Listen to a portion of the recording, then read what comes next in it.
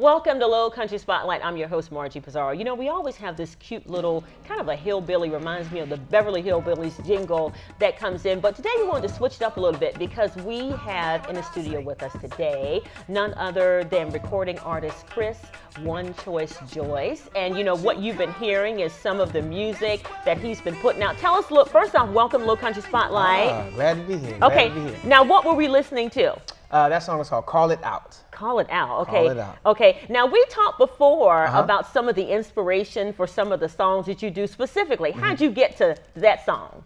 Well, believe it or not, that song actually came from a message I heard in church one time. It was just talking about how speaking things into existence can manifest in your life. Okay. Yeah, okay. So calling it out. Calling Okay. it out. We've been talking about that a little bit, Yeah, even before we yeah. went on the air, about, Yes. you know, what is it that you want to be when you grow Right. up? You know, how do you get there? Yes. What advice would you have for some of our viewers about, you know, not just calling it out in terms of putting those words into the air Yes. so they can get, the Holy Spirit can get moving, but Yes. what can we do or what can they do in terms of making those things manifest? Well, getting a plan together as far as what it is you want to do, saying the things you want to do, and acting on what you want to do. You have to put the work in. You have to put the work in. Faith without works is dead. Yeah. Right?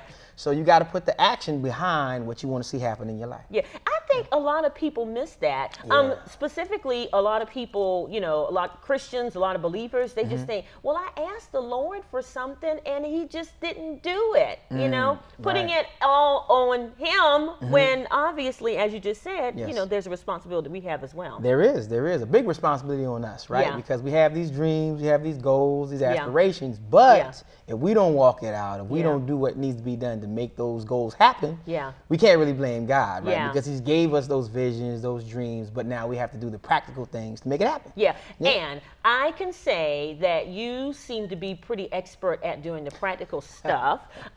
Just looking at how far you've come, the fact that, you know, you released a project a number of years ago, you've got another project in the works. Yes. Obviously, you've mastered the art of this practicality. Tell us a little bit about Hopefully. that. Well, I don't know if I've mastered it, but I think I'm getting better at it every day. Okay. And in getting better at it, you just kind of want to show off the things that you've been able to, the knowledge you've come across. Yeah. And so as I get better at it, as I perfect it, we do have a new project coming out. Well, actually two projects. We're going to have a free project release on my website in March.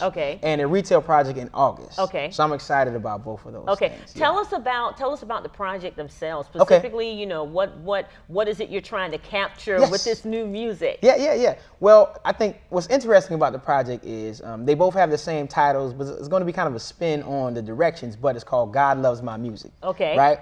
And it's just saying that how sometimes we lack confidence in areas in different areas of our life, right? For me, I do music. So sometimes it's hard to engage or think that everybody likes what I do. Okay. But a confidence builder for me is to tell myself, you know what, God loves my music. Wow. Right. So instead of trying to get so and so to love my music, if I just tap into the fact that I know God loves my music, it gives me that confidence to say, you know what, if He loves my music, some people may not, some people will, but I think that's enough for me to run out with what I do have. You know, the thing that I admire so much about you, and I told you this earlier, my husband has like the most massive man crush on you. He just loves you. And I so appreciate the fact that you can put all of these life's lessons into layman's terms, and anybody can get it. I mean, you don't have to be, you know, a believer or a Christian or whatever to think that, you know what, that's okay if you don't like what I'm doing. I like what I'm doing and it's pleasing to me, you know, hey, and I'm good. Talk about how you're able to do that.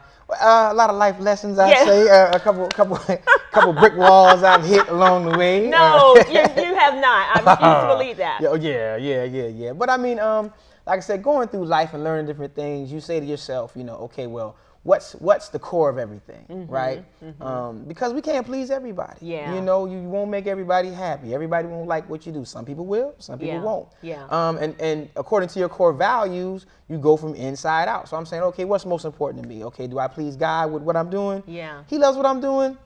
I can, you know, that's enough for me to build off of and go off of. And for those times you get negative comments or negative reactions, well, God loved it. You know what I mean? And I can be confident in that fact. You know what I mean? Now let's play the devil's advocate, put a spin on that. Okay. You know, what if there is something in your music or whatever that comes up and you think, I don't quite know if this is the direction that he wants me to go in, or, you know, I don't know if this is the direction that my audience is expecting. How do you handle those type of situations when it's flipped? Well, that's a good balance. That's a good balance. I think wisdom comes into play at that point, right? Okay, because, say there's things that I might like a lot, right?